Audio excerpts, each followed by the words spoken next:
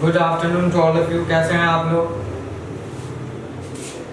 देखिए, ऐसा है इसमें कि जैसे हमने जो है मॉडर्न इंडियन हिस्ट्री पढ़ना शुरू किया है और हम जो है पार्ट 1 पार्ट 2 ऑलरेडी जो है अपलोड कर दिए हैं चैनल पे, तो आप लोग जो है देखे होंगे और जितने भी कमेंट्स हैं उनको मैं जो है उन कमेंट्स को जो है नोट डाउन कर लिए हैं, है ना। जिसकी रिक्वायरमेंट जो है हम उस पर बनाएंगे।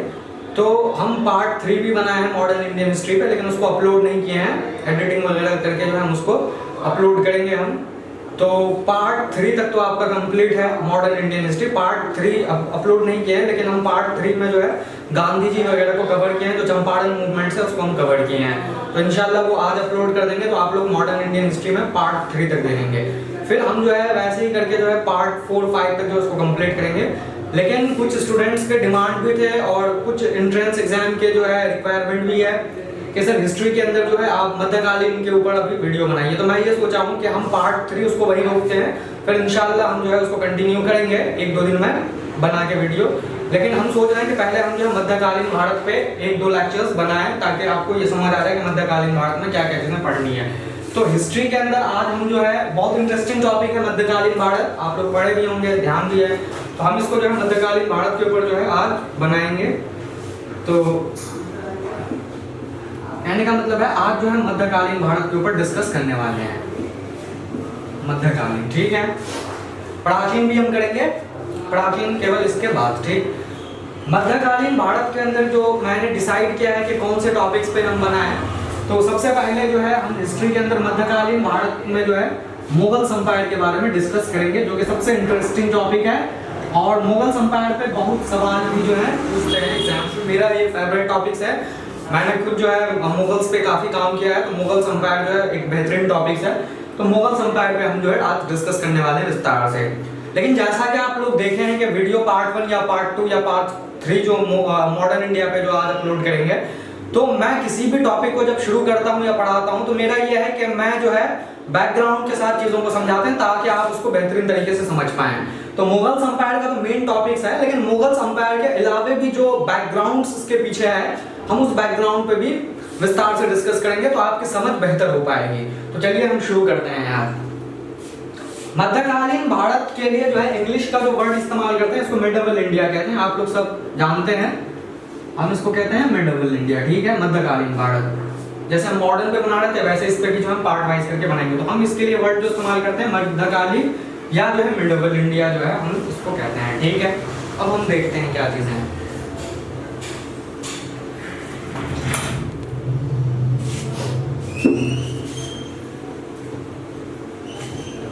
तो कहने का मतलब यह है कि अगर मैं इसको लिखना चाहूं कि आज जो है हम डिस्कस करने वाले हैं मिडिवल इंडियन हिस्ट्री को।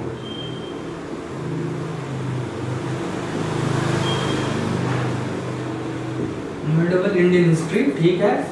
और मिडिवल इंडियन हिस्ट्री हम कह सकते हैं कि ये जो है आपका पार्ट 1 है। हम इस वैसे ही जो है पार्ट वाइज करके इसको कवर करेंगे, ठीक है। मिडिवल इंडियन हिस्ट्री जो है बेसिकली 2 पार्ट्स में डिवाइड है। कितने पार्ट्स में है? 2 पार्ट्स में डिवाइड है। अब कौन कौन से पार्ट्स हैं तो मैं यहाँ पे समझता हूँ। हम इसको कह सकते हैं कि मिडिवल इंडिया जो है डिवाइडेड 2 पार्ट्स में है, मतलब समझने के लिए बेहतर तरीके से। तो हम कह सकते हैं कि एक पार्ट जो है इसके अंदर आपका अर्ली मिडिवल इंडिया है,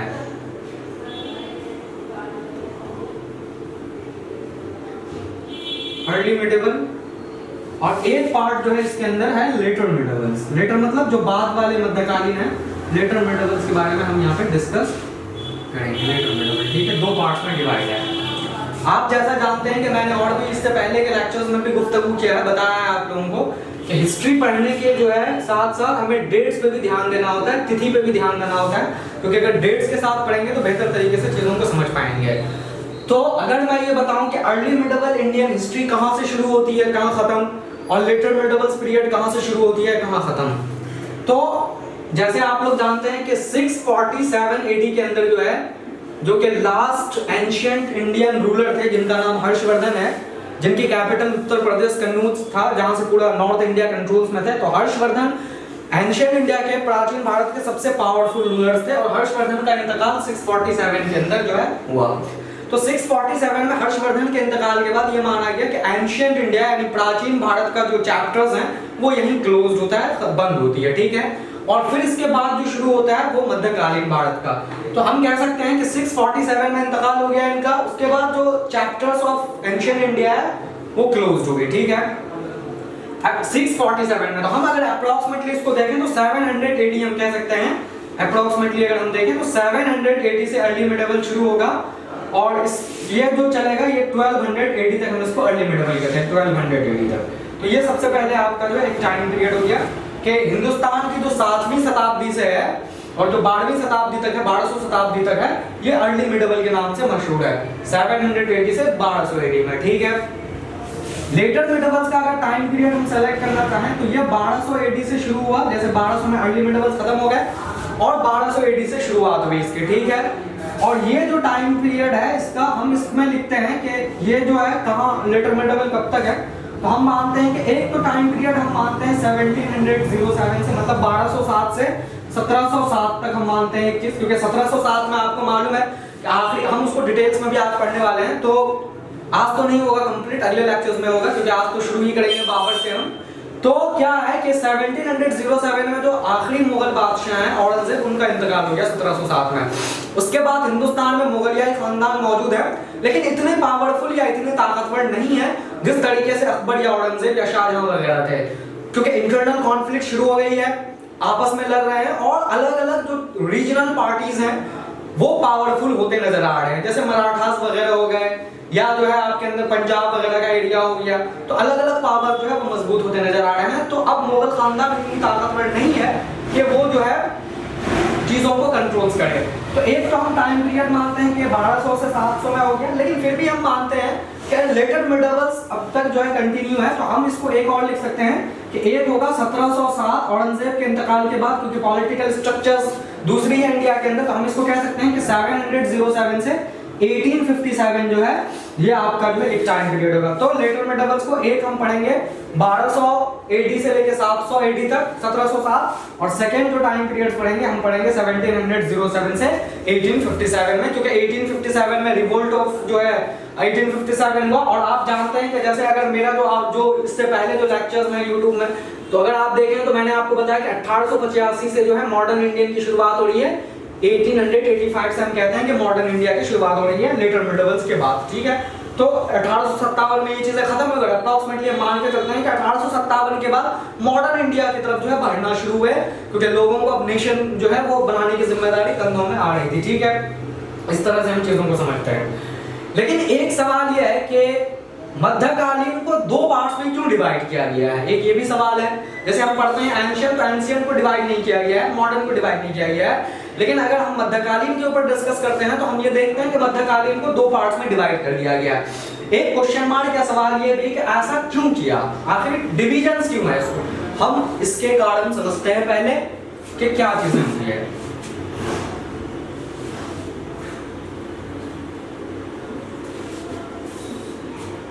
मतलब why medieval Indian history divided into two parts, ठीक। तो हम एक कहते हैं कि एक जो टाइम पीरियड है आपको अर्ली मिडिवल इंडियन हिस्ट्री, हम शॉर्ट फॉर्म लिख रहे हैं अर्ली मिडिवल इंडियन हिस्ट्री, और एक यहाँ पे हम लिखते हैं लेटर मिडिवल इंडियन, और ये तो आप जानते हैं हिस्ट्री, ठीक है। अर्ली मिडिवल इंडियन हिस्ट्री और later medieval Indian history. Time period आप लोग याद तो कर लिए, 700 से लेके जो है 1200 AD तक, मैं इसको यहाँ पे लिखता हूँ, ठीक है। और इसको अगर माने तो हम जो है 1200 AD से जो है हम मानते हैं 1707 तक, ठीक है। ये आपका जो है टाइम पीरियड है, उसके बाद भी है लेकिन ये मेन है, ठीक है। हर्षवर्धन के इंतकाल के बाद इंडिया में, अब एक चीज और यहाँ पे समझिए थोड़ा, इस चीज को समझने से पहले कि अगर मैं इंडिया का यहाँ पे आपको एक रफ मैप या रफ स्केच अगर बता दूं, तो जो नॉर्दर्न इंडिया है, जो उत्तरी भारत है, तो क्योंकि हर्षवर्धन एक ऐसे मजबूत रूलर थे, लास्ट पावरफुल मतलब रूलर थे प्राचीन भारत के अंदर, कि कि हर्षवर्धन ने पूरे नॉर्दर्न इंडिया को अपने कंट्रोल्स में रखा था। मतलब एक ही रूलर थे जो पूरे उत्तरी भारत के ऊपर अपनी कंट्रोल जमाया था, तो उत्तर प्रदेश कन्नौज में कैपिटल था इनका। साउथ में नहीं पहुंच पाए थे क्योंकि साउथ में उस वक्त और पावर्स मौजूद थी उस वक्त, तो इसलिए साउथ को कवर नहीं किए, टाइम नहीं मिला या जाना पसंद नहीं किए। लेकिन पूरे नॉर्दर्न इंडिया के ऊपर एक ही रूलर्स का जो है हुकूमत है, वो है आपका हर्षवर्धन। ये हम जो है और प्राचीन भारत के अंदर इस चीज को समझते हैं। हम प्राचीन भारत में भी समझाएंगे तो आपको मैं बताऊंगा कि क्या क्या दिक्कतें हैं, ठीक है। जब 647 एडी के अंदर हर्षवर्धन का इंतकाल हुआ, जब ये इंतकाल कर गए, तो नॉर्दर्न इंडिया में हर्षवर्धन के इंतकाल के बाद या पूरे हिंदुस्तान के ऊपर कह सकते हैं या मेनली नॉर्दर्न इंडिया के अंदर 3 अलग अलग जो है वो पावर्स उभरकर सामने आई। मतलब हर्षवर्धन तो एक ही रूलर थे जो पूरे नॉर्दर्न इंडिया को कंट्रोल कर रहे थे। अब 3 रूलर थे और 3 रूलर्स में आपस में ये कॉन्फ्लिक्ट शुरू हो गई। अब आपस में वो लोग लड़ना शुरू किया और लड़ने के बाद उनका कहना क्या कोई भी हम में से जो ताकतवर होगा वो नॉर्दर्न इंडिया को कंट्रोल करेंगे। तो कहने का मतलब है कि अब इस नॉर्दर्न इंडिया के अंदर 3 अलग अलग पावर्स उभरकर सामने आए और जो आपस में लड़ते थे। तो जाहिर सी बात है 3 रूलर्स हैं तो तीनों पावरफुल होंगे, तीनों आपस में लड़ाई करेंगे लेकिन जबकि हर्षवर्धन अकेले थे, ठीक है। तो अब देखिए क्या चीजें हैं यहाँ पे। तो लेटर मिडिवल इंडियन की शुरुआत कैसे हो रही है, तो 3 पावर्स के नाम आपको याद होना चाहिए। एक पावर्स उभरकर सामने आई राष्ट्रकूटास, नॉर्दर्न इंडिया के अंदर ही। फिर एक आपका यहाँ पे है प्रतिहारास, ये भी एक पावर्स थी, जैसे मराठास है ना मुगल से, वैसे ये लोग छोटे छोटे पावर थे। राष्ट्रकूटास, प्रतिहास और जो है एक आपका यहाँ पे मान सकते हैं कि एक जो है यहाँ पे पालास वगैरह, ये 3 पावर जो उभरकर सामने आई। अब इन तीनों पावर्स ने आपस में क्या किया, कॉन्फ्लिक्ट हो गए, इनमें तनाव हो गए और आपस में ये लोग लड़ते रहे। लेटर मिडिवल्स की, अर्ली मिडिवल्स की बात कर रहे हैं। अब क्या चीजें हुई कि इस तरह से जो हिंदुस्तान का जो सियासी या पॉलिटिकल स्ट्रक्चर्स था वो टुकड़ों में इंडिया बट गया, हम इस तरह से कह सकते हैं, क्योंकि एक ही नॉर्दर्न इंडिया को कंट्रोल करने के लिए 3 बादशाह हो गए। तो इंडिया जो है वो अलग अलग पार्ट्स में क्या हो गए, डिवाइड हो गए। मिसाल के तौर पे राजस्थान, गुजरात, ये सब का एरिया एक रूलर के पास है। बिहार, बंगाल के एरिया को जो है पालास कंट्रोल कर रहे हैं या ऊपर जो है प्रतिहारास कंट्रोल कर रहे हैं। तो इसी के अंदर जो है और तीनों में आपस में लड़ाई हो रही है कि कौन बादशाह जीते और कौन जो है वो कन्नौज के ऊपर अपना कंट्रोल कायम कर सके। बेसिकली कन्नौज जो है वो हर्षवर्धन का कैपिटल मौजूद है। अब मान लिया कि अगर दिल्ली है मुगल्स खानदान की कैपिटल, तो मुगल्स के बाद जो आएंगे वो दिल्ली को फतेह करना चाहेंगे। तो सब की लड़ाई हो रही है कि कन्नौज के ऊपर किसका कंट्रोल हो, क्योंकि कन्नौज बेसिकली उस वक्त बहुत फर्टाइल एरिया, बहुत प्रॉस्पेरस एरिया था और कंट्रोल्स को जिसने कन्नौज कर लिया मतलब वो पूरे नॉर्दर्न इंडिया को कंट्रोल कर लिया, क्योंकि प्रोडक्शंस बहुत ज्यादा था, फर्टिलिटी थी, तो जो सोर्स ऑफ इनकम का जरिया था वो कन्नौज से अच्छा खासा इनकम कमा सकते थे। और हर्षवर्धन की राजधानी थी, कैपिटल थी, तो ऐसे ही वो प्रॉस्पेरस एरिया था, कमर्शियल कैपिटल थे। तो कहने का मतलब है कि सबके बीच में लड़ाई शुरू हुई कि हम कन्नौज के ऊपर कंट्रोल करेंगे, कि हम कन्नौज के ऊपर कंट्रोल करेंगे। और ये माना गया कि जिसने कन्नौज के ऊपर कंट्रोल कर लिया, हालांकि इनमें से किसी ने भी कन्नौज के ऊपर कंट्रोल नहीं कर पाया क्योंकि आपस में लोग लड़ते थे। तो उनका ये कहना मतलब मानना था कि अगर जिसने कन्नौज को कंट्रोल कर लिया वो पूरी उत्तरी भारत को कंट्रोल कर लिया और पूरे नॉर्दर्न इंडिया उनके हाथ में आ गए। तो इनके बीच में लड़ाइयां शुरू हुई। मौके का हम इसको एक इसके लिए वर्ड इस्तेमाल करते हैं, इसको कहते हैं डिसइंटीग्रेशन। क्या कहते हैं सर? डिसइंटीग्रेशन। डिसइंटीग्रेशन का मतलब होता है कि चीजें टुकड़ों में बढ़ गई, मतलब इंडिया जो है वो अलग अलग पार्ट्स में डिवाइड हो गई। हर्षवर्धन तो पूरे नॉर्दर्न इंडिया को एक ही अपने कंट्रोल में रखा, कोई अलग पावर्स नहीं थी इसमें, या जो पावर्स थी वो कमजोर थी, लेकिन ये तीनों अपने आप में बहुत जबरदस्त पावर थी। तो कहने का मतलब है कि एक वर्ड इस्तेमाल करते हैं डिसइंटीग्रेशन, के टुकड़ों में बढ़ गई। और इतिहास गवाह है इस चीज की, हिस्ट्री जो है एविडेंसेस है हिस्ट्री के अंदर कि जब जब हिंदुस्तान डिसइंटीग्रेट हुई है, जब जब हिंदुस्तान का बंटवारा हुआ या आपस में ये लोग कॉन्फ्लिक्ट्स किए हैं, लड़ाई किए हैं, या अलग अलग स्टेट्स में ये लोग बढ़ गए हैं, तब तब बाहर की पावर्स आके हिंदुस्तान के ऊपर कब्जा किया है। एज फॉर एग्जांपल्स मैं समझाऊं कि मौर्यन एम्पायर तक का जमाना प्राचीन भारत में बहुत मशहूर है, आप लोग पढ़े होंगे प्राचीन भारत के अंदर। तो अशोक वगैरह के बाद मौर्यन एम्पायर जो है वो डिक्लाइन करनी शुरू की।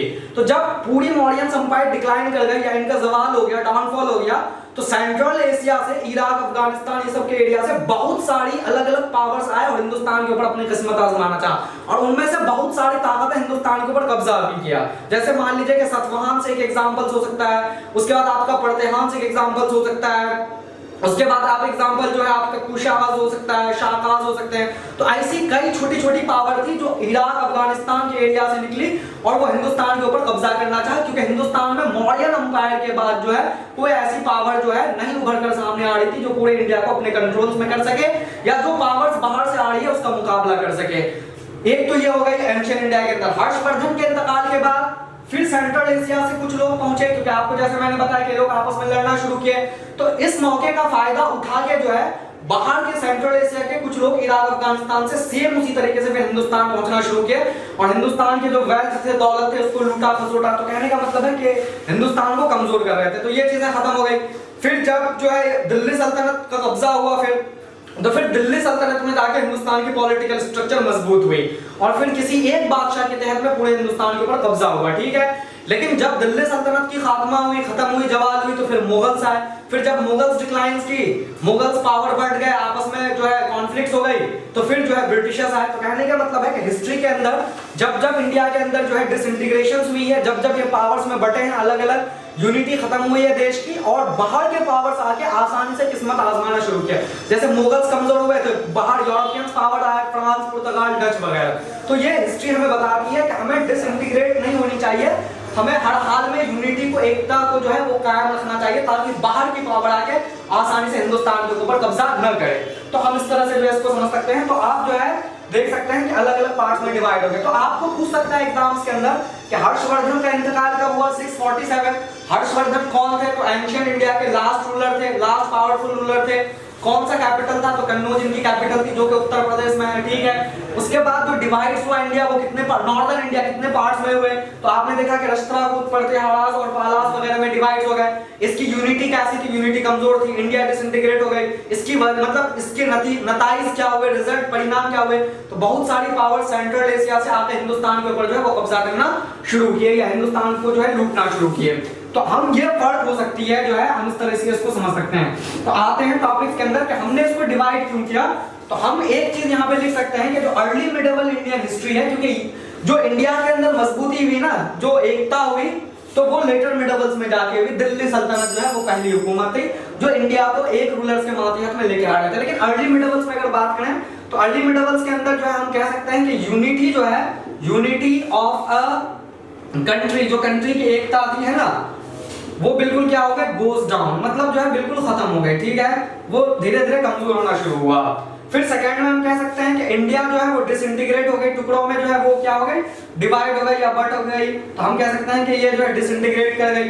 कौन कौन सी पावर उभर कर सामने आई? तो आप कह सकते हैं कि राष्ट्रकूट, पालास और जो है प्रतिहारास वगैरह जो है वो उभर कर सामने आए, ठीक है। फिर अगर लेटर मिडिवल्स इंडियन की बात करें तो यहाँ पे हम कह सकते हैं कि यूनिटी जो है कंट्री के वो इंक्रीज होते हुए नजर आ रही है, यहाँ पे एकता जो है वो देखने को मिल रहा है। और फिर हम कह सकते हैं कि यहाँ पे जो है इंटीग्रेशन हो रही है। इंटीग्रेशन का मतलब जो है कंट्री का एकीकरण हो रहा है, अलग अलग स्टेट्स को किसी एक रूलर जो है वो लेके आ रहे हैं। जैसे बाबर ने आया तो बाबर कई जगहों को कब्जा किया और फिर अपनी हुकूमत कायम किया। तो ये दोनों फर्क हो सकती है अर्ली मिडिवल और लेटर मिडिवल्स के अंदर। अच्छा, इस पूरे अर्ली मिडिवल इंडियन हिस्ट्री को हम बोलते हैं कि ये बेसिकली जो है राजपूत जो है पीरियड कहते हैं। अगर आपसे पूछे कि हिंदुस्तान के अंदर जो है कौन सा पीरियड इंडियन हिस्ट्री के अंदर राजपूत पीरियड है, तो बेसिकली हम इसी को मानते हैं, राजपूत पीरियड। राजपूत बहुत स्ट्रांग थे, मजबूत थे, लेकिन शायद से वैसे मजबूत नहीं हो पाए जिस तरह से होनी चाहिए थी। अब मैं कहूं कि लेटर मुगल्स जो है स्ट्रांग थे, तो भाई इतने स्ट्रांग तो थे नहीं। अगर इतने स्ट्रांग थे तो जो है वो ब्रिटिशर्स कैसे आके हुकूमत कर ली? तो सेम हम इसी तरीके से पढ़ेंगे कि राजपूत स्ट्रांग थे, मजबूत थे, लेकिन जिस अंदाज से स्ट्रांग होनी चाहिए थी, मजबूत होनी चाहिए थी, वैसे नहीं थी इनकी सिचुएशन, स्थिति, जिसके वजह से बहुत सारे सेंट्रल एशियन वाले जो है वो, हम इसको कह सकते हैं कि ये पूरा जो आपका 700 से 1200 तक का जो पीरियड है, इसको हम राजपूत पीरियड कह सकते हैं। तो कहने का मतलब है कि जितनी एकता होनी चाहिए उतनी एकता देखने को नहीं मिला और राजपूत के बीच में ही जो है आपस में क्या हो गए? कॉन्फ्लिक्ट्स हो गए। जैसे मुगल खानदान में हुई या बाद में जाके दिल्ली सल्तनत में हुई, तो वह बस कॉन्फ्लिक्ट्स हो गए, मतलब क्या हो गए? तनाव हो गए बीच में। तो आप ये सब अर्ली मिडिवल्स में हो रही है, तो वो आपस में जो है लड़ना शुरू किए, है ना, और लड़ाई शुरू हो गई, जिससे रिजल्ट में क्या हुआ? परिणाम में ये हुआ कि बहुत सारे सेंट्रल एशियन पावर जो है आए और आने के बाद जो है हिंदुस्तान के ऊपर कब्जा किया। तो पहले अगर अर्ली मिडिवल्स के अंदर पहले सेंट्रल एशियन पावर या पहले व्यक्ति के नाम देके सबसे पहले कौन आया, तो सबसे पहले इंडिया के अंदर अर्ली मिडिवल्स के अंदर पहुंचे मोहम्मद बिन कासिम। आप लोग सब इसके बारे में जानते हैं, आपने हिस्ट्री में पढ़ा भी है। तो मोहम्मद बिन कासिम जो है इंडिया के अंदर 712 में आया। कब आया? 712 में। मतलब क्या हुआ? 700 का मतलब अर्ली मिडिवल्स में आया, जिस वक्त राजपूत वगैरह हुकूमत कर रहे थे। तो 712 में आके इन्होंने क्या किया कि जो कुछ एरिया हिंदुस्तान के जो नॉर्थ वेस्ट का पाकिस्तान, जैसे मान लिया कि आज का जो पाकिस्तान है, जो सिंध का इलाका है, सिंध के ऊपर इन्होंने कब्जा किया। तो केवल पूरे हिंदुस्तान में तो नहीं कर पाए, लेकिन सिंध के कुछ एरियाज पे इन्होंने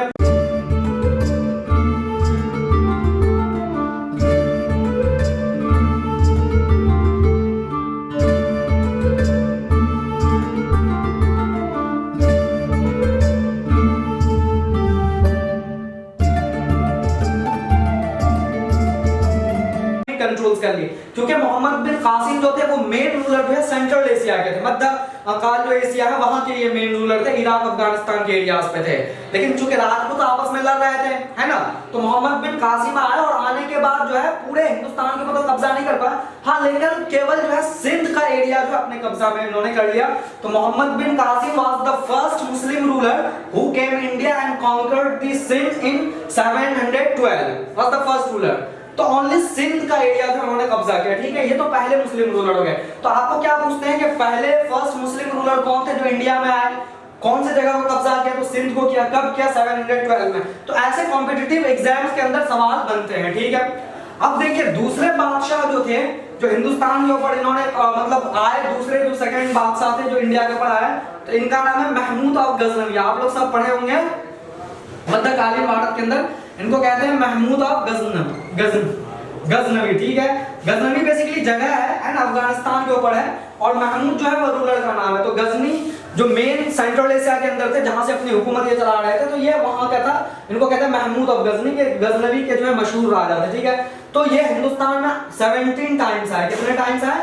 17 दफा इंडिया आए, और हर दफा जो है हिंदुस्तान से जो है वेल्थ वगैरह ये सब जो है यहाँ से लूट के ले गए है।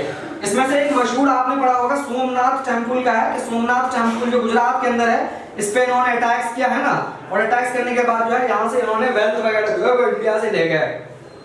तो जाहिर सी बात है इतने मजबूत थे नहीं इस वक्त के रूलर, आपस में लड़ रहे थे, तो ये लोग फायदा उठा रहे थे। 17 टाइम्स है महमूद ऑफ गजनवी। इनका जो टाइम पीरियड है, तो इनका टाइम पीरियड हम लिख सकते हैं कि ये जो है 1970 से आना शुरू किया, और 1030 में जो है इनका इंतकाल हो गया। 1030 एडी में जो है इंतकाल हो गया महमूद ऑफ गजनवी। अच्छा, महमूद ऑफ गजनवी का एक ऑब्जेक्टिव था, मोटिव ये थे कि वो जब भी हिंदुस्तान आते थे तो कभी भी अपनी हुकूमत हिंदुस्तान कायम करने के लिए नहीं सोचा, नेवर। वो सिर्फ आए इंडिया में, जितनी चीजें उनको मिला, जितने भी रिसोर्सेज मिले, उन सब पे उन्होंने कब्जा किया, और वो सारे रिसोर्सेज यहाँ से ले गए, जितने भी संसाधन थे यहाँ पे मौजूद, ठीक है। लेकिन महमूद ऑफ गजनवी के जहन में ये कभी नहीं आया कि वो हिंदुस्तान के ऊपर जो अपनी हुकूमत कायम करे। मोहम्मद बिन कासिम चलिए, वो तो सिंध का एरिया जो उन्होंने कब्जा किया। महमूद ऑफ गजनवी भी पंजाब के कुछ एरियाज को अपनी सल्तनत में शामिल किया इन्होंने, महमूद ऑफ गजनवी। लेकिन कुछ नॉर्थ वेस्ट फ्रंटियर के, जैसे पंजाब सिंध का एरिया, तो कुछ एरियाज में इन्होंने कब्जा किया। बाकी पूरे नॉर्दर्न इंडिया पे या पूरे भारत के अंदर इन्होंने कभी भी अपनी हुकूमत जो है वो कायम करने के लिए नहीं सोची। तो फिर कौन बादशाह थे जो पहली दफा हिंदुस्तान के अंदर जो है हुकूमत करने के लिए सोचा अर्ली मिडिवल्स के अंदर? तो इनका नाम है मोहम्मद गौरी, क्योंकि मोहम्मद गौरी अर्ली मिडिवल्स के अंदर पहला मुस्लिम रूलर्स थे जो सेंट्रल एशिया से इंडिया आए। लेकिन महमूद ऑफ गजनवी और मोहम्मद गौरी के जो मकसद में काफी आसमान जमीन के फर्क हैं, क्योंकि मोहम्मद गौरी उस ऑब्जेक्टिव के साथ नहीं पहुंचे इंडिया, उस मकसद के साथ नहीं पहुंचे जिस मकसद के साथ महमूद ऑफ गजनवी पहुंचे थे। तो इनका क्या ऑब्जेक्टिव था? Mohammad Ghori wants to establish his empire over the northern India, at least northern India के उत्तरी भारत में कम से कम अपनी हुकूमत जो है ये कायम कर ले, और मौका भी था इनके पास। तो कहने का मतलब है कि थर्ड मुस्लिम रूलर जो थे जो इंडिया में आए, इनका नाम क्या है? मोहम्मद गौरी है, जो अपनी हुकूमत इंडिया के अंदर पहली दफा जो है एस्टैब्लिश करने के लिए इन्होंने सोचा। इनका टाइम पीरियड हम कह सकते हैं कि ये जो है आपके बेसिकली 1000 एडी से आना शुरू हुआ।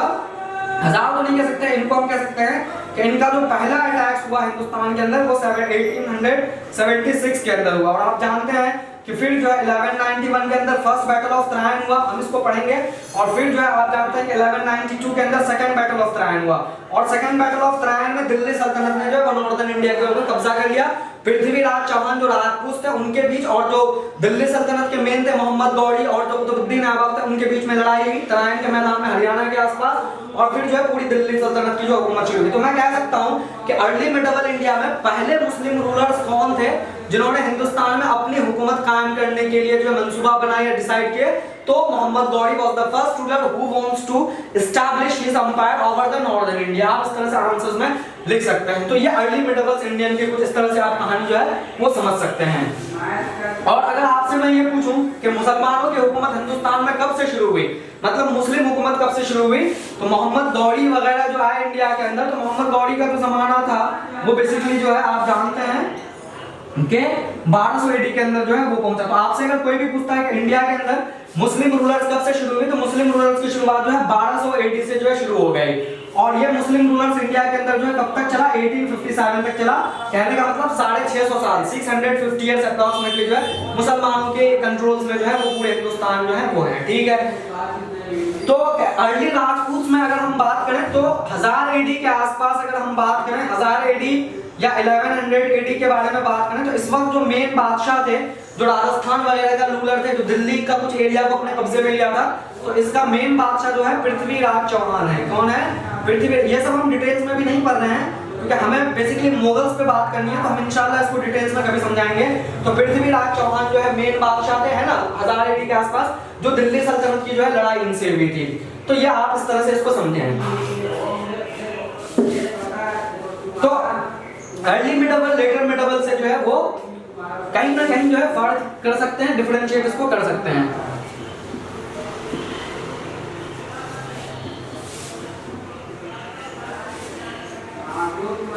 अब देखिए क्या है, अगर मैं यहाँ पे इंडियन हिस्ट्री के अंदर अगर मैं यहाँ पे मैप बनाऊं, तो अर्ली मिडिवल इंडियन हिस्ट्री को तो आप छोड़िए अभी, क्योंकि वो बेसिकली राजपूत पीरियड है 1280 तक। लेकिन 1200 शताब्दी तक या 1280 के बाद जो है कौन कौन से पावर्स जो है वो इंपॉर्टेंट होते हैं हमारे मध्यकालीन में समझने के लिए, तो हम इसको बताते हैं कि कौन कौन सी चीजें पढ़नी होती है। नॉर्दर्न इंडिया के अंदर कौन से पावर्स पढ़ने होते हैं और साउदर्न इंडिया के अंदर जो है कौन कौन से पावर्स को हमें पढ़ना पड़ता है लेटर मिडिवल्स के अंदर। तो हम कह सकते हैं कि लेटर मिडिवल इंडियन हिस्ट्री, जिसकी शुरुआत 1200 एडी से जो है और ये चला आपका जो है 1707 तक। तो कहने का मतलब है कि इस जमाने में कौन कौन सी पावर्स को पढ़ना जरूरी होता है एग्जाम्स में जो है एंट्रेंस के लिहाज से। तो हम इनके कुछ नाम लिखते हैं। पहली चीज तो सबसे पहले हम पढ़ते हैं इसमें दिल्ली सल्तनत के बारे में।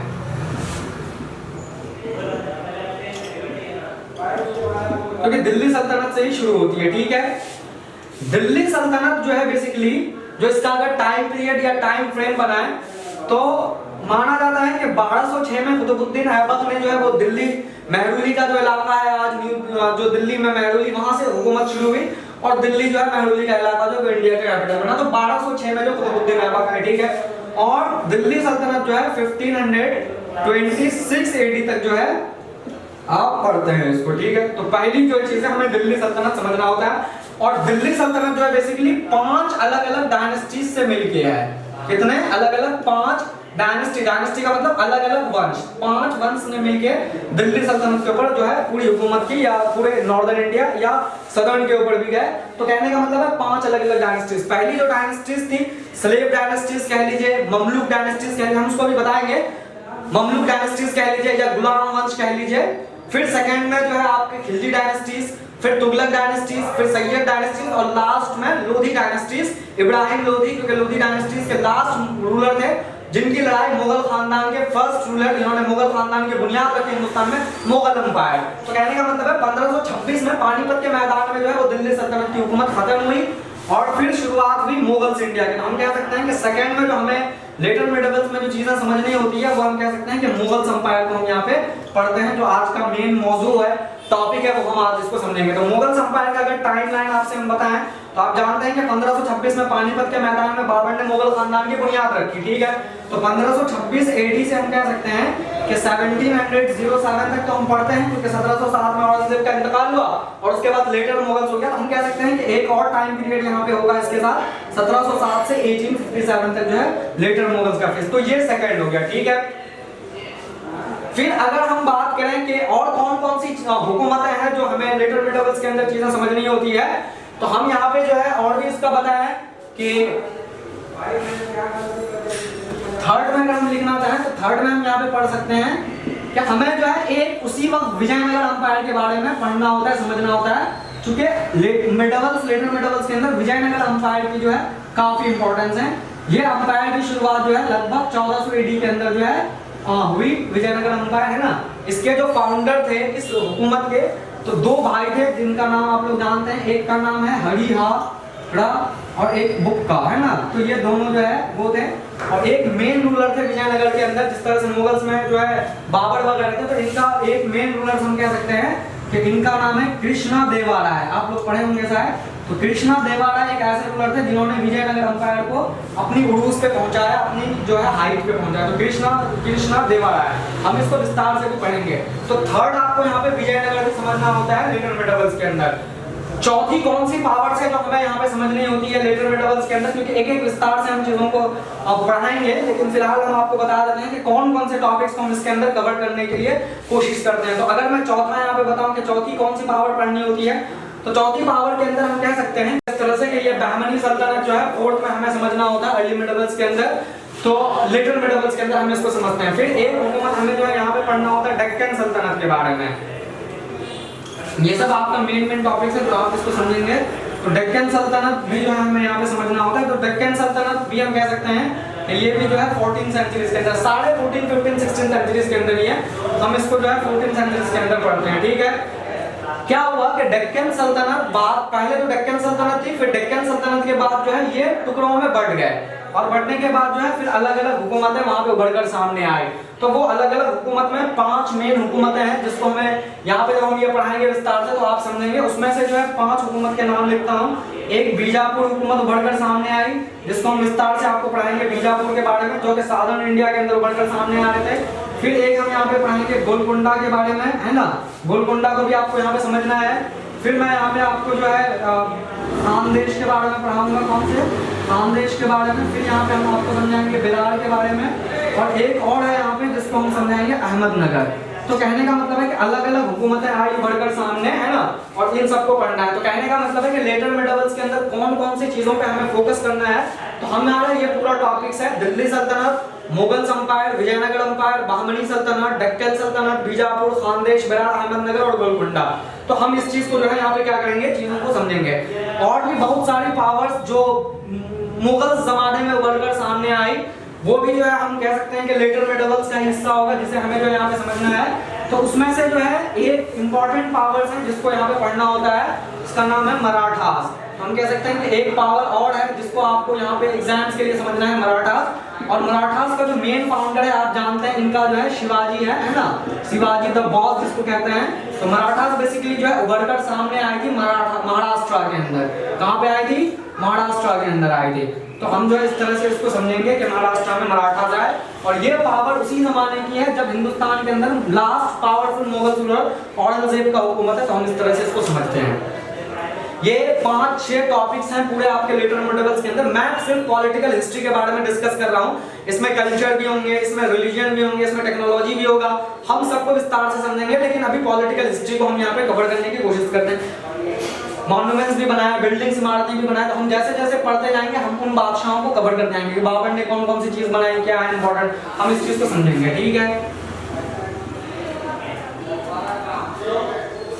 मतलब आपसे अगर कोई पूछे कि लेटर मेटाबल्स के अंदर क्या क्या चीजें कवर करते हैं, तो लेटर मेटाबल्स में दिल्ली सल्तनत एक वर्ड में क्या है, मुगल अंपायर, विजयनगर अंपायर, बहमनी सल्तनत, बीजापुर, गोलकुंडा, खानदेश, बिरार और मराठास वगैरह के बारे में हम डिस्कस करते हैं। यही मेन टॉपिक होगा। तो जैसा कि मैंने आपको बताया कि आज का जो मौजू होगा वो होगा आपका मुगल अंपायर। अब जाहिर सी बात है, हिंदुस्तान के अंदर मुगल खानदान से जस्ट पहले कौन सी हुकूमत थी, तो आप सब जानते हैं कि दिल्ली सल्तनत थी। हम दिल्ली सल्तनत को डिटेल्स में आज नहीं पढ़ाएंगे, इंशाल्लाह हम दूसरे लेक्चर्स में दिल्ली सल्तनत को भी कवर करेंगे। हमारा मौजू जो है वो मुगल अंपायर है, लेकिन हम दिल्ली सल्तनत को देख लेते हैं थोड़ा कि दिल्ली सल्तनत के अंदर क्या क्या चीजें हुई, तो क्या हम उस बैकग्राउंड के साथ मुगल को ज्यादा समझ पाएंगे। तो कहने का मतलब है कि दिल्ली सल्तनत को अगर देखा जाए तो दिल्ली सल्तनत की शुरुआत कैसे हुई इंडिया के अंदर, हम डिटेल्स में नहीं पढ़ेंगे इसको, है ना। अब देखिए क्या है, दिल्ली सल्तनत का जो टाइम पीरियड लिखते हैं तो दिल्ली सल्तनत का जो है 1200 AD से चीजें शुरू हुई है ना, और ये चीजें जो है आपका 1526 तक जो है इसको हम लैंड मानते हैं कि 1526 AD के अंदर ये चीजें खत्म हो गई दिल्ली सल्तनत। और जैसा मैंने आपको बताया कि दिल्ली सल्तनत जो है 5 अलग अलग वंश मिलके जो इन्होंने हुकूमत की, वंश को हम कह सकते हैं कि 5 अलग अलग डायनेस्टीज ने मिलकर जो है वो दिल्ली सल्तनत के ऊपर अपनी हुकूमत की, ठीक है, 5 वंश मिलकर। दिल्ली सल्तनत कैसे शुरुआत हुई, कौन कौन रूलर्स आए हैं ना, वो सब भी एक टॉपिक है, लेकिन हमारा आज का मौजूद मुगल्स है। तो पहली जो डायनेस्टीज है यहाँ पे, इसको हम कह सकते हैं कि पहली डायनेस्टीज का जो नाम है स्लेव डायनेस्टीज है। कौन सी डायनेस्टीज है? स्लेव डायनेस्टीज है। और स्लेव डायनेस्टीज के कई नाम है। स्लेव का मतलब होता है बेसिकली गुलाम। क्या मतलब होता है? स्लेव का मतलब होता है गुलाम। अब इसे स्लेव डायनेस्टीज क्यों कहते हैं, ये भी वजह है, मैं बता रहा हूँ अभी आपको। तो इसको हम दूसरे नाम पे क्या कहते हैं? Mamluk dynasty. क्या कहते हैं? Mamluk dynasty. और एग्जाम्स में और भी इसको हम कह सकते हैं कि ये जो है आपका क्या है? गुलाम वंश है। क्या है? गुलाम वंश है, ठीक है। इसका जो टाइम पीरियड है स्लेव डायनेस्टीज का, वो कौन सी टाइम पीरियड है? तो हम इसको कह सकते हैं कि इसकी शुरुआत 1206 के अंदर हुई स्लेव डायनेस्टीज का, और ये चला 1290 तक, यानी 1590 के अंदर जो है स्लेव डायनेस्टीज खत्म हो गई 1590 में, ठीक है। गुलाम वंश इसलिए इसको कहा गया है क्योंकि आप जानते हैं कि 1191 में फर्स्ट बैटल ऑफ ट्रायन हुआ। पहले बैटल ऑफ ट्रायन के अंदर पृथ्वीराज चौहान थे और मोहम्मद गौरी थे, ठीक है। पृथ्वीराज चौहान जीत गए, मोहम्मद गौरी जो है वो हार गए। फिर सेकंड में लड़ाई हुई 1192 AD के अंदर, जस्ट एक साल के बाद। तो यहाँ पे वही मैदान में 2 रूलर फिर आए, पृथ्वीराज चौहान, मोहम्मद गौरी। लेकिन यहाँ पे क्या हुआ, इस बार जो है किस्मत पृथ्वीराज चौहान के साथ नहीं दिया, तो मोहम्मद गौरी ने जो है वो जीत लिया। और जीतने के बाद चूंकि मोहम्मद गौरी जो है वो आए थे सेंट्रल एशिया से, तो सेंट्रल एशिया में इनके पास बहुत सारे एरियाज थे जहाँ पे अपनी हुकूमत कायम कर रखा था।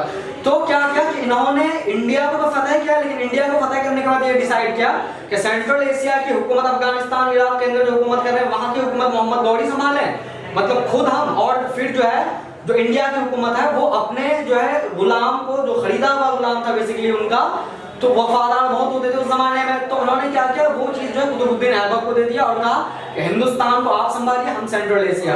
तो इसलिए उसको बोलते हैं स्लेव डायनेस्टीज, क्योंकि इसकी जो शुरुआत हो रही है एक गुलाम के जरिए हो रही है। बाद में कुतुबुद्दीन ऐबक बहुत मतलब मशहूर रूलर बन गया है ना, लेकिन थे ये बेसिकली स्लेव मोहम्मद गौरी में। तो इसकी शुरुआत ऐसे हुई यहाँ पे। अब देखिए क्या चीज है अभी, तो ये चीजें जो है यहाँ पे। अच्छा, इसमें अगर मेन बादशाह के बारे में बात करें कि कौन कौन था, तो मैं इतना डिटेल्स में आज पढ़ाऊंगा नहीं, लेकिन केवल मैं आपको लिख देता हूँ। पहला कुतुबुद्दीन ऐबक आया, फिर इसके बाद जो है अल्तमश आया, शमसुद्दीन अल-तुतमिश जिसे कहते हैं, फिर रजिया सुल्ताना, और फिर आपका गयासुद्दीन जो है बलबन आया।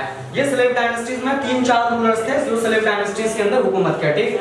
स्लेव डायनेस्टीज के बाद जो अगली हुकूमत आई, अगली जो डायनेस्टीज आई, इनका नाम है बेसिकली आपका खिलजी डायनेस्टीज। कौन सी डायनेस्टीज आई? खिलजी डायनेस्टी। आप लोग सब जानते हैं, और एक मूवी भी बनी थी, पद्मावत मूवी है ना, जिसमें जो है अलाउद्दीन खिलजी का रोल। तो अलाउद्दीन खिलजी बेसिकली खिलजी डायनेस्टी थे। इनका टाइम पीरियड जो है 1290 से शुरू हुआ और ज्यादा दिन तक ये हुकूमत नहीं कर पाए। 1320 में जो इनकी हुकूमत खत्म हो गई। तो केवल 30 साल की हुकूमत के बाद 2 मेन रूलर थे, जलालुद्दीन खिलजी और फिर अलाउद्दीन खिलजी। तो ये खिलजी डायनेस्टीज खत्म हुई, ठीक है। फिर थर्ड डायनेस्टीज के बारे में अगर बात करें तो थर्ड डायनेस्टीज जो है आपका कौन सा है? तुगलक डायनेस्टीज है। कौन सा है? तुगलक डायनेस्टीज है।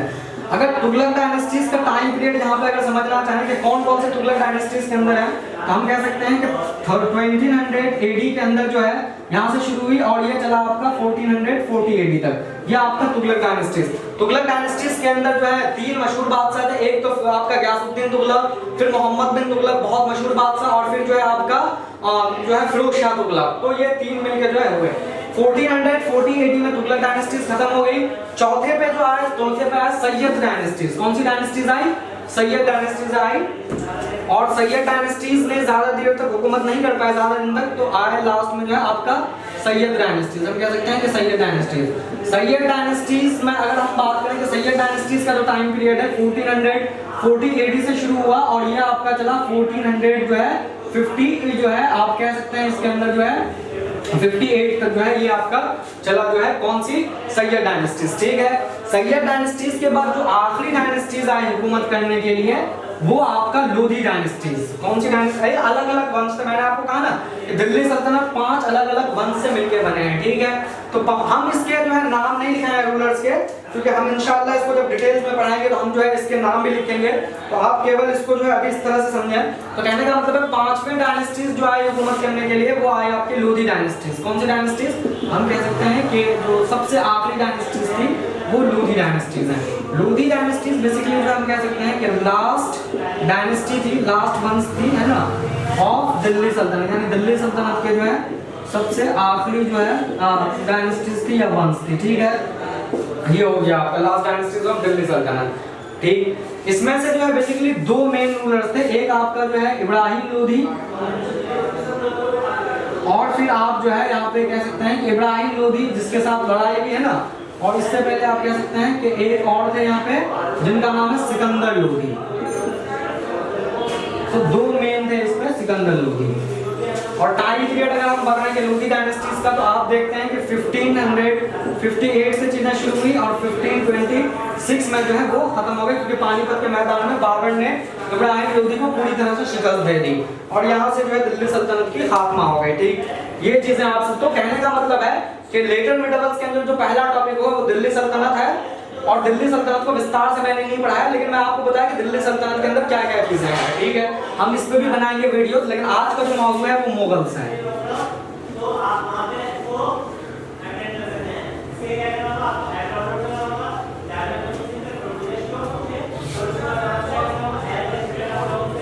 अब देखिए यहाँ पे और क्या चीजें हो रही है, तो हम यहाँ पे कह सकते हैं कि अब जो है चीजें शुरू होगी मुगल संपायर।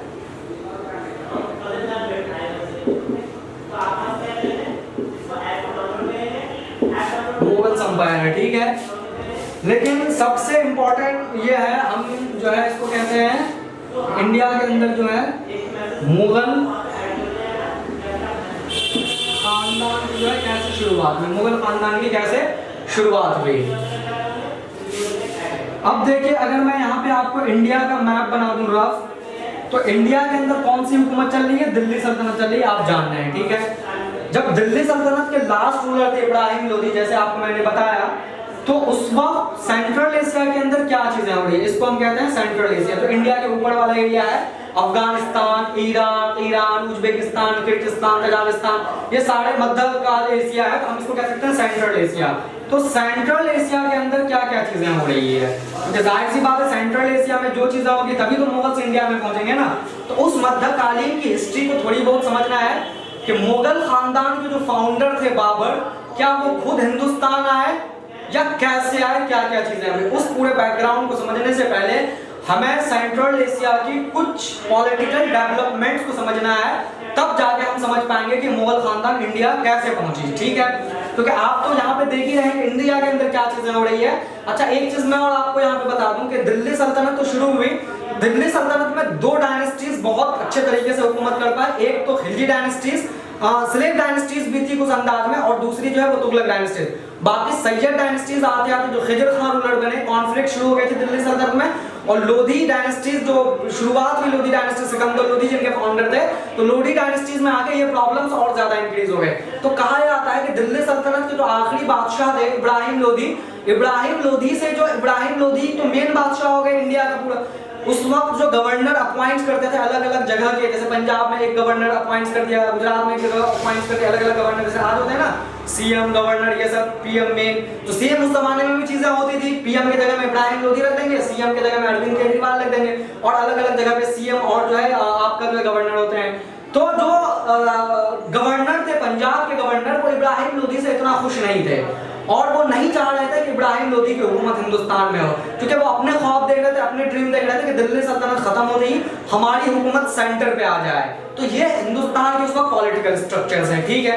अब सेंट्रल एशिया के अंदर क्या क्या चीजें हुई, क्या क्या पॉलिटिकल डेवलपमेंट हुए, तो मुगल खानदान इंडिया कैसे पहुंचा, इस वजह से हमें जो है सेंट्रल एशिया यानी मध्यकाल एशिया के अंदर जो डेवलपमेंट्स हुए, हम इसको यहाँ पे थोड़ा समझते हैं कि क्या क्या चीजें हुई। क्योंकि हिस्टोरियंस ये लिखते हैं कि बाबर इंडिया में खुद नहीं आया, बल्कि बाबर को बुलाया गया। तो भाई बाबर को क्यों बुलाया गया, जाहिर सी बात है जो हुकूमत पहले से थी उससे लोग नाराज थे या गवर्नर नाराज थे, तभी तो उनको जो है दावत दे रहे थे, इनवाइट्स कर रहे थे, ठीक है। अब यहाँ पे हम पहुंचते हैं सेंट्रल एशिया, कि सेंट्रल एशिया के अंदर क्या क्या डेवलपमेंट्स हुए। हम कह सकते हैं कि सेंट्रल एशियन डेवलपमेंट।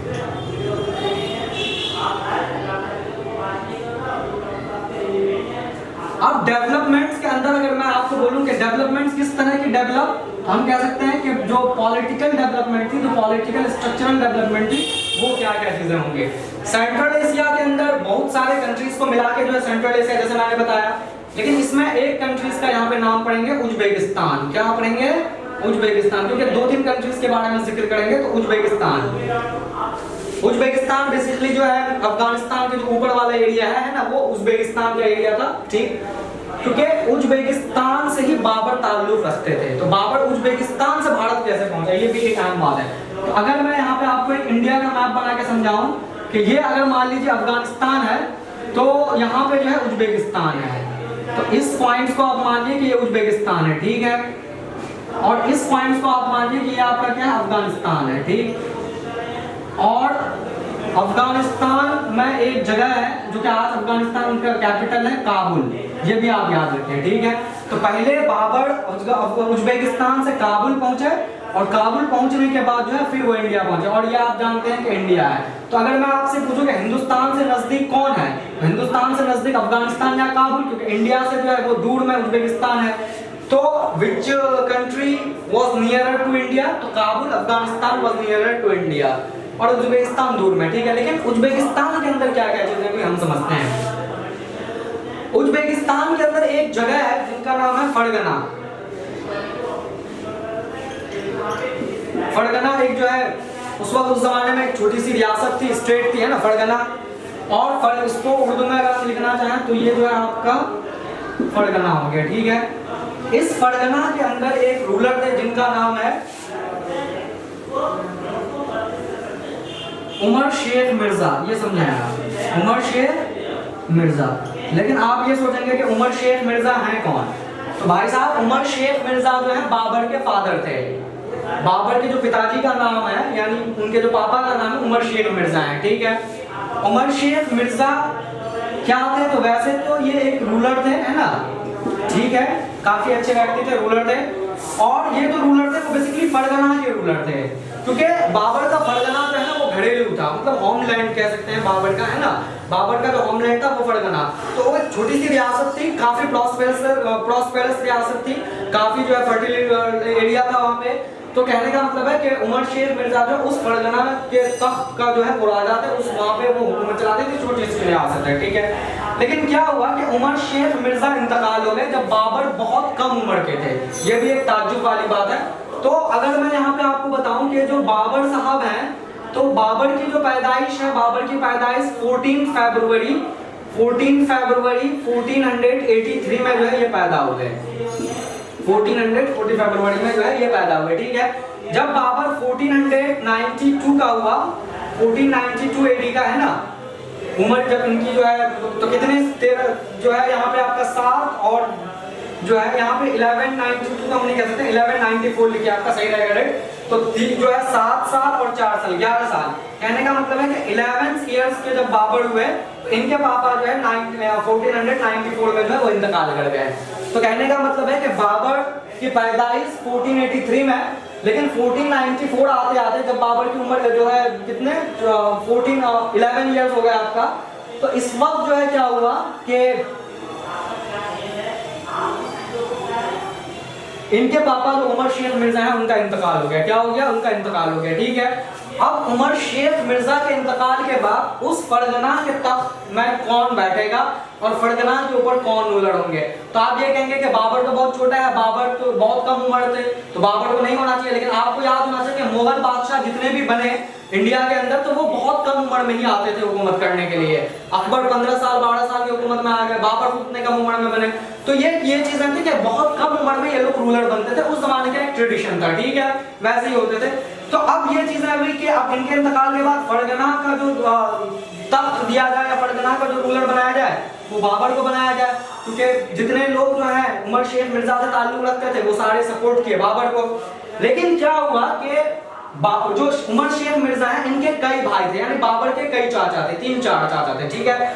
उनके बीच में कॉन्फ्लिक्ट शुरू हो गई और उनका ये कहना था कि अभी जो है बाबर बहुत कम उम्र के हैं, 11 इयर्स के हैं, और जाहिर सी बात है फरगना इतनी मशहूर जगह थी और पूरा स्टेट रियासत उसके हाथ में, इतनी प्रॉपर्टीज। तो उनके अंकल लोग ये डिसाइड किए कि अब इस रियासत के ऊपर हमारी हुकूमत होनी चाहिए, क्योंकि हमारे एज ज्यादा है और बाबर 11 साल का बच्चा है, तो वो कैसे हुकूमत करेंगे। तो कहने का मतलब है कि उमर शेख मिर्जा के जो भाई थे या बाबर के चाचा थे 3-4, उनके बीच में कॉन्फ्लिक्ट शुरू हो गई, जिसकी वजह से जो है बाबर को वहां से हटाया गया जबरदस्ती, जबरन। तो हम यहाँ पे एक चीज ये कह सकते हैं कि बाबर को मजबूर किया गया कि वो फरगना को जो है वो छोड़ के क्या किया, मतलब छोड़ दे और जो है वो उनके अंकल के हवाले उस चीज को कर दे। और मैं जैसे आपको बताया कि फरगना बाबर का होमलैंड है, तो भाई अपने खानदान की चीजों को कोई क्यों छोड़ना चाहे, है ना। लेकिन मजबूरन जो है बाबर को छोड़ना पड़ा, इतनी अत्याचार हुई कि बाबर जो है वो छोड़ दिया ऐसे, ठीक है। लेकिन इसके ख्वाब में ये जरूर थी कि हमारा जो है दोबारा इसके ऊपर कब्जा जरूर होगा, वो जो है ड्रीम कर रहे थे, ख्वाब कर रहे थे, ठीक है। अब देखिए क्या चीज है यहाँ पे, तो उनके एक जगह और भी वहां पे है जो कि बहुत मशहूर है। अकबर की जो पैदाइश है ना बाबर की, तो फरगना की एक छोटी सी जगह है जिसका नाम है अंदीजान। तो अंदीजान में जो है ये पैदा, कभी कभी एग्जाम्स में, कॉम्पिटिटिव एग्जाम में पूछ लेते हैं कि स्टेट कौन सी थी, तो फरगना थी। लेकिन फरगना के अंदर जिस कस्बे में इसकी पैदाइश हुई थी उस कस्बे का नाम अंदीजान है। तो कभी कभी इतने डिटेल्स में भी पूछ लेते हैं, तो आपको चीजें मालूम होनी चाहिए, ठीक। अब क्या हुआ यहाँ पे कि एक और जगह थी जो कि बहुत मशहूर थी वहां पे, जिसको हम कहते हैं समरकंद। क्यू से भी लिखते हैं और कुछ बुक में जो है ये समरकंद, के से भी इसको लिखते हैं, तो मान लेते हैं कि इसको समरकंद, ठीक है। तो क्या काम हुआ कि इस समरकंद के ऊपर भी जो है, क्योंकि समरकंद भी बहुत प्रॉस्पेरस था, तो चाहे समरकंद हो चाहे आप कह सकते हैं कि फरगना हो, समरकंद डिस्प्यूट में बहुत मशहूर है हिस्ट्री के अंदर, आपको मालूम होना चाहिए। और समरकंद डिस्प्यूट के ही वजह से बाबर हिंदुस्तान पहुंचे, ये भी सवाल है एग्जाम्स में, कभी कभी पहुंच जाते हैं कि कौन से विवाद या डिस्प्यूट की वजह से बाबर इंडिया आए, तो that was the Samarkand. Samarkand एक जगह है जिसको लेके काफी ज्यादा जो है ये था कि समरकंद के ऊपर कौन रूलर कब्जा करेंगे। जैसे फरगना जितना फर्टाइल एरिया था वैसे ही समरकंद, तो हम ये कह सकते हैं कि समरकंद और फरगना के जो रूलर बने तो उनके अंकल लोग जबरदस्ती इसके ऊपर कब्जा कर लिए और बाबर को जो है वो फरगना छोड़ने पर मजबूर कर दिया, समरकंद छोड़ने पे जो है मजबूर कर दिया, ठीक। अब बाबर इधर उधर भटकना शुरू किया है ना, और भटकते भटकते जो है वो क्या किए कि काफी दिन इधर उधर बिता के वो जो है क्या किया, फाइनली जो है वो 1506 में जो है वो पहुंचे कहाँ, 1506 एडी के अंदर जो है वो पहुंचे काबुल। कहाँ पहुंचे वो, काबुल पहुंचे। काबुल जैसे मैंने आपको मैप में बताया कि अफगानिस्तान की राजधानी थी, तो 1506 में जो है वो काबुल के ऊपर कब्जा कर लिया। काबुल में उतने ज्यादा कोई स्ट्रॉन्ग रूलर उस वक्त थे नहीं, और बाबर तो वैसे ही परेशान थे काफी, तो वो सोच रहे थे कि कहीं उनको परमानेंटली रहने के लिए मिल जाए। तो अपनी जाहिर सी बात है इतने वक्त इधर उधर बिताया, तो अपनी एक फौज तैयार की और आर्मी तैयार किए, और उस फौज की मदद से जो है वो काबुल के ऊपर जो है 1506 में जो है वो कब्जा किए, 1506 के ऊपर, ठीक है। अब क्या क्या चीजें हुई देखिए, 1506 में जो है वो काबुल पहुंचे, तो जाहिर सी बात है वो तो बदला लेना ही चाहेंगे अपने जो अंकल वगैरह थे उनसे, क्योंकि फरगना वो भूल नहीं सकते थे। अच्छा, दूसरी बात यह है कि काबुल जैसे मैप के अंदर का देखेंगे काबुल यहाँ पे है और उज्बेकिस्तान यहाँ पे है, ठीक है। तो जब वो उज्बेकिस्तान में थे तो हिंदुस्तान की कोई खबर नहीं थी क्योंकि बहुत दूर थे, लेकिन अब वो इंडिया के बहुत करीब आ चुके हैं, समझ में आ रही चीजें। तो अब वो क्योंकि उस वक्त हिंदुस्तान के ऊपर दिल्ली सल्तनत का कब्जा था, काफी दौलत इंडिया के अंदर मौजूद थी, रिसोर्सेज बहुत ज्यादा थी, इंडिया काफी रिच मुल्क था उस वक्त, है ना। तो अब बाबर को ये जहन में कहीं ना कहीं आना शुरू हुआ कि वो जो है इंडिया के ऊपर ऐसा नहीं हो सकता कि हिंदुस्तान आए और हिंदुस्तान से रिसोर्सेज इकट्ठा करे और इस रिसोर्सेज की मदद से, संसाधन की मदद से एक बहुत बड़ी फौज बनाए और उस फौज की मदद से जो है वो वापस फरगना पे जाके, क्योंकि उनका ये ड्रीम था कि वो इंडिया के ऊपर तो हुकूमत नहीं करेंगे लेकिन उनको वापस फरगना जरूर चाहिए, क्योंकि उनके जो है वो पापा के जो है होमलैंड, ठीक है। तो अब ये तो काफी दूर ये थे, पास में थे, तो इन्होंने जो है ये चीजें हिंदुस्तान को देखना शुरू किया। अच्छा, जैसे मैं आपको बता दूं, एक चीज होता है एक्सपीडिशंस, आप इसको समझें, क्या होता है एक्सपीडिशंस होता है। एक्सपीडिशंस का मतलब होता है कहीं पे जाके किसी जगह की जांच पड़ताल करना, लोगों से हालचाल मालूम करना, है ना। तो बाबर का जो पहला एक्सपीडिशन था हिंदुस्तान में, है ना, क्योंकि हिंदुस्तान का मतलब है कि आज का इंडिया नहीं, आज का पाकिस्तान मिला के इंडिया, ठीक है। तो जो इनका एक्सपीडिशन था वो 1519 में आ चुके थे भारत, और आने के बाद जो है वो इधर वाला जो एरिया है, तो नॉर्थ वेस्ट फ्रंटियर का एरिया, पंजाब वगैरह ये सब में आया, और आने के बाद जो है वो लोगों से मालूम किया कि यहाँ पे दिल्ली सल्तनत की हुकूमत इब्राहिम जो है लोधी रूलर है, आप लोग खुश हैं या नहीं है। तो वो पहला एक्सपीडिशन कर चुके थे 1500, इससे पहले भी आए थे बहुत दफा, लेकिन उसका मेजर जो एक्सपीडिशन था वो 1519, 1520 में भी वो आए, 1521 में भी आए, मतलब लगातार वो इंडिया है। तो कहने का मतलब है कि पानीपत के युद्ध से पहले वो इंडिया को अच्छे से, इंडिया के बारे में वो जान चुके थे कि इंडिया में कितने रिसोर्सेज हैं, हुकूमत कैसे है, कितनी ताकतवर है। तो इनका 1519 में जो है पहला एक्सपीडिशन था, ठीक है। अब इस बीच में क्या चीजें हुई, इस बीच में जैसे मैंने बता दिया कि दिल्ली सल्तनत से जो है वो खुश नहीं थे, जो गवर्नर थे पंजाब के है ना, वो खुश नहीं थे और वो चाह रहे थे कि दिल्ली सल्तनत जो है खत्म हो जाए। तो वो सोचे बाबर के बारे में कि बाबर जो है वो एक्सपीडिशंस किए हैं हिंदुस्तान के अंदर, और जो है वो काफी जो है मतलब खतरनाक रूलर है, क्योंकि बाबर दोनों खानदान से ताल्लुक रखते थे, तैमूरी खानदान से, मतलब पापा के साइड से तैमूरी खानदान से ताल्लुक रखने वाले, और मम्मी के खानदान से चंगेज खान। तैमूर खानदान या चंगेज खानदान सेंट्रल एशिया में मध्यकालीन में सबसे मजबूत बादशाह थे, जिन्होंने पूरी सेंट्रल एशिया को अपने कब्जे में रखा था। तैमूर और चंगेज खान, लोग कांपते थे इनके डर से, इतने मजबूत बादशाह थे। तो मम्मी के साइड से बाबर चंगेज खान का औलाद और पापा के साइड से जो है तैमूरी। तो बाबर के जो खून में वो दोनों खतरनाक खानदानों की ब्लड मौजूद थी, है ना। तो हम कह सकते हैं कि इतने स्ट्रॉन्ग थे। तो वो जो है, अब देखिए एक चीज हम कह सकते हैं कि जो पंजाब के गवर्नर थे, है ना, नहीं पंजाब के जो गवर्नर है ना, उस वक्त जो थे वहां पे कौन थे बेसिकली जो कि खुश नहीं थे। हम कह सकते हैं कि पंजाब के जो गवर्नर थे उनका नाम है यहाँ पे, हम कह सकते हैं कि उस वक्त जो गवर्नर ऑफ पंजाब है वो कौन है,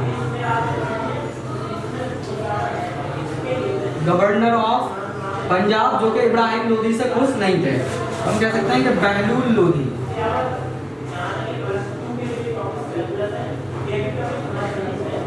बहलूल लोधी जो है पंजाब के गवर्नर थे, ठीक है। तो इन्होंने जो है इब्राहिम बाबर को इनविटेशन भेजा, न्योता भेजा कि वो आए और हिंदुस्तान में जो है अटैक्स करें, हमला करें, जिससे दिल्ली सल्तनत जो है खत्म हो जाए, ठीक है। कुछ हिस्टोरियंस ये भी मानते हैं इस चीज में कि इसके साथ एक और रूलर थे जिसमें बाबर के साथ लड़ाई भी हुई है ना, 1527 में बैटल ऑफ खानवा। तो जो उस वक्त रूलर थे बेसिकली, है ना, वो रूलर्स ने भी इनवाइट, कुछ हिस्टोरियंस लिखते हैं, कुछ हिस्टोरियन इस बात को एडमिट नहीं करते, कहते हैं कि नहीं, राणा सांगा इसमें मौजूद नहीं थे, केवल जो है जो बहलूल लोधी है पंजाब के गवर्नर वही मौजूद थे। तो हम कह सकते हैं कि राणा सांगा जो एक राजपूत रूलर थे, बेसिकली जो मेवाड़ राजस्थान वगैरह का एरिया था वहां पे उनकी हुकूमत थी। तो गवर्नर ऑफ पंजाब और राणा सांगा दोनों ने मिलकर जो है बाबर को न्योता भेजा, यानी बाबर को क्या किया इन्होंने, इनवाइट्स किए कि वो आए और आने के बाद जो हिंदुस्तान के ऊपर क्या करे, मतलब अटैक्स करे, कब्जा न करे और दिल्ली सल्तनत को खत्म हो जाए। और दोनों का मंसूबा ये था कि जिस तरीके से पहले रूलर्स आते थे और अटैक्स करते थे और वापस चले आते थे, महमूद ऑफ गजनवी आया चले गए, है ना, वैसे ही जो है आपके और भी बहुत सारे रूलर्स आए हिंदुस्तान में, तैमूर भी पहुंचा इंडिया के अंदर, लेकिन इन्होंने जो है कभी भी हिंदुस्तान में अपनी हुकूमत करने के लिए नहीं मंसूबा बनाया। तो सेम वैसे ही बाबर भी करेंगे, आएंगे, अटैक करेंगे, जितनी दौलत चाहिए उनको देंगे, फिर वापस चलेंगे और फिर पूरे जगह पे कब्जा होगी। लेकिन जबकि ऐसा कुछ नहीं हुआ, बाबर पानीपत के मैदान में लड़ने के बाद उन्होंने डिसाइड किया कि हिंदुस्तान में उनको रहना है। तो बहलूल लोधी जो गवर्नर थे पंजाब, उनका तो खात्मा पहले ही हो गया। राणा सांगा के साथ लड़ाई हुई है 1527 में, क्योंकि वादे के मुताबिक बाबर को चले जाना था, लेकिन बाबर ने डिसाइड किया कि हिंदुस्तान में रहेंगे। तो 1527 में जो आमना सामना हुआ और फिर राणा सांगा को बुरी तरह से बाबर ने हरा दिया और धीरे धीरे करके जो है बाबर ने पूरे नॉर्दर्न इंडिया के ऊपर जो अपनी कंट्रोल्स कर लिए, ठीक है। तो इनका मंसूबा ये था, चाहे गवर्नर ऑफ पंजाब बहलूल लोधी का या राणा सांगा, कि बाबर आएंगे, अटैक्स करेंगे, जितनी दौलत चाहिए उतनी दौलत लेके वो वापस चले जाएंगे, अपनी हुकूमत यहाँ पे कायम नहीं करेंगे, ठीक है। ये उन लोगों का मंसूबा था। अब इन्विटेशंस को कबूल किया बाबर ने। अच्छा, बाबर के जहन में क्या क्या चीजें चल रही थी, तो जाहिर सी बात है बाबर ये चाह रहे थे कि इंडिया जब, बाबर ने भी ये पहले डिसाइड नहीं किया, बाबर का एक मकसद था कि इंडिया के ऊपर अटैक्स होगी, रिसोर्सेज मिलेंगे, पैसे मिलेंगे और उस पैसे के मदद से वो जो है एक बहुत बड़ी फौज तैयार करेंगे पहले से कहीं ज्यादा, और उस फौज की मदद से जो है फिर वापस जाएंगे और वापस वो फरगना को जो है वो क्या करेंगे, कब्जा करेंगे, जो उनके पापा का उनकी विरासत में थे। तो ये मंसूबा चल रहा था। तो जाहिर सी बात है, और बाबर ये भी ध्यान में रखा क्योंकि उनके अंकल काफी परेशान कर दिए थे उनको, तो उन्होंने ये मंसूबा बनाया कि इंडिया एक बेस्ट प्लेस हो सकती है हमारे लिए, क्योंकि इंडिया तक तो वो लोग नहीं पहुंच पाएंगे, तो इंडिया जो है एक बेहतर जगह हो सकती है जहां पे रह के वो अपने अंकल के खिलाफ, या उज्बेकिस्तान में उस वक्त रूलर थे उनके खिलाफ वो बादकता जो है मंसूबा बना के जो उनका मुकाबला कर सके। तो India would be the best place from where जो है बाबर कैन या कुड बाबर कुड जो है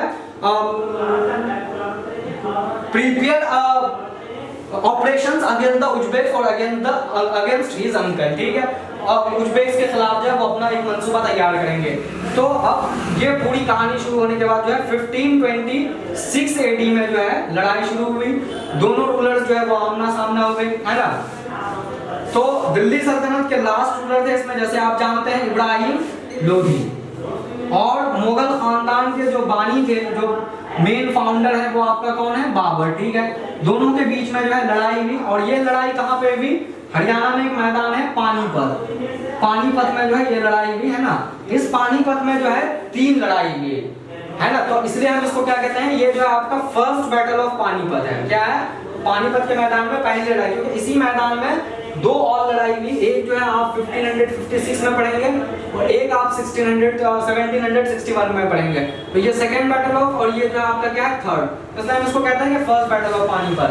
अच्छा, बाबर जब पहुंच गए इंडिया या पानीपत के मैदान में, तब जाके इब्राहिम लोधी को खबर मिली, इंफॉर्मेशन मिला, आपको बताया कि दिल्ली में जो है ये खबर बहुत बाद में पहुंची, क्योंकि बाबर निकल गए थे, है ना, और पानीपत के मैदान में बाबर जो है बहुत पहले पहुंच गए, फिर जाके इब्राहिम लोधी को खबर हुई, तब इब्राहिम लोधी दिल्ली से जो है रवाना हुए आर्मीज को लेके। लेकिन एक चीज मैं आपको बता दूं, बहुत सारे हिस्टोरियंस इस बात को लिखते हैं, जैसे मध्यकालीन में सतीश चंद्र हैं, या इरफान हबीब साहब हैं, या खलीक अहमद निजामी हैं, जो अलग अलग बहुत अच्छे रिनॉल्ड हिस्टोरियंस हैं मध्यकालीन भारत के, one of the best historians कह सकते हैं इरफान हबीब या खलीक अहमद निजामी को, तो या जो है आपका सतीश चंद्र वगैरह को, तो इन्होंने सबने अपनी बुक में लिखा है कि इब्राहिम लोधी पानीपत के मैदान में लगभग 1000 तो नहीं कहते, 1 लाख से ज्यादा फोर्स लेके वो पानीपत के मैदान में, मतलब 1 लाख से भी ज्यादा फौज उनके पास जो है थी मौजूद इब्राहिम लोधी के पास, क्योंकि जाहिर सी बात है दिल्ली सल्तनत के बादशाह थे ये, 1 लाख, और बाबर तो इतने काबुल में थे, वो तो प्रॉब्लम्स इतनी ज्यादा थी, इतनी फौज उनके पास थी नहीं, तो 1 लाख से ज्यादा, और इसमें जो थे इसके तादाद एलिफेंट्स वगैरह बहुत ज्यादा था इसके पास, मतलब बहुत सारे हाथी वगैरह लेके पहुंचे थे। और बाबर पानीपत के मैदान में, आप सुन के ताज्जुब हो जाएंगे, केवल 10,000 जो है, और 10,000 हम कह सकते हैं कि 10,000 फोर्स लेके जो है वो पहुंचे वहां पे पानीपत के मैदान में, और इनके पास जो ज्यादा था, हाथी वगैरह इनके पास थे नहीं, इन्होंने जो है अरबी जो घोड़ा है, हॉर्सेस है, उसका इन्होंने ज्यादा प्रयोग किया, तो 10,000 फोर्सेस लेके केवल, सब ने ये डिसाइड कर लिया था कि पानीपत के मैदान में बाबर तो पूरी तरह से हार जाएंगे, क्योंकि 10,000 और 1 लाख फोर्स, और ये हाथी सब और वो हॉर्सेस, तो सब ये सोच रहे थे कि इब्राहिम लोधी तो जीत के वापस आएंगे दिल्ली सल्तनत, है ना, दिल्ली पानीपत के मैदान में बाबर बुरी तरह से हार जाएंगे। लेकिन चीजें बिल्कुल ही उल्टी साबित हुई, और बाबर ने जो है बहुत बुरी तरीके से जो है इब्राहिम लोधी को जो है शिकस्त दे दिया पानीपत के मैदान में। अब ये कैसे चीजें हुई, क्या हुई, तो हम इसको यहाँ पे समझते हैं।